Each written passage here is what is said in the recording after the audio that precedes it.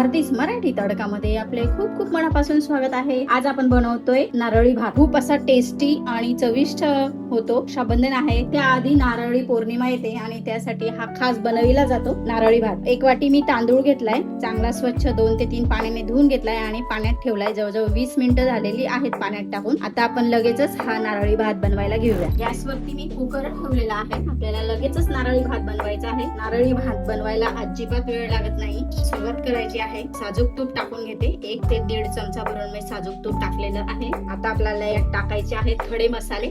खडे मसाल्यांमध्ये दालचिनीचा तुकडा घेतलाय, हिरव्या वेलच्या घेतल्यात मी 3, लवंग घेतलाय 4। असे एवढे आपल्याला खडे मसाले टाकून घ्यायचे आहेत आणि यात आपल्याला हे ड्रायफ्रुट्स छान असे भाजून घ्यायचे, म्हणजे क्रिस्पी होईपर्यंत आपल्याला भाजायचे आहेत।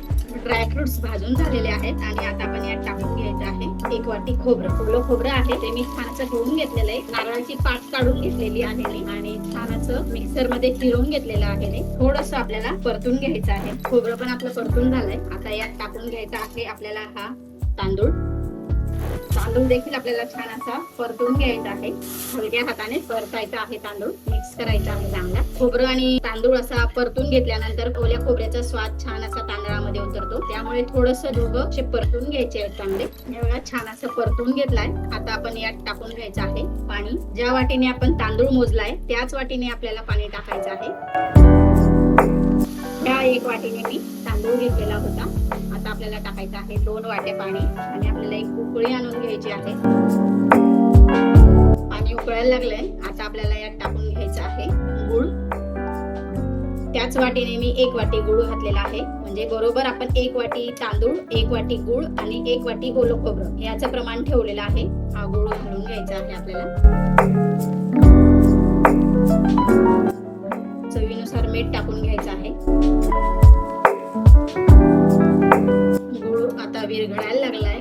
माझ्याकडे थोडंसं केशर होतं, ते केशर मी दुधामध्ये टाकून ठेवलेलं होतं। छान असा कलर येण्यासाठी, रंग येण्यासाठी मी केशरचं दूध टाकलेलं आहे। पूर्णपणे ऑप्शनल आहे, तुमच्याकडे असेल तर टाका, नाही असेल तर नाही टाकलं तरी चालेल, काहीच हरकत नाही। केशरामुळे छान असं भाताला चव येते आणि कलर, रंग देखील छान येतो भाताला। मी झाकण लावून घेते आणि 2 शिट्या मी करून घेते मध्यम आचेवरती। कुकरची वाफ निघालेली आहे, आपण आता कुकर खोलून बघूया।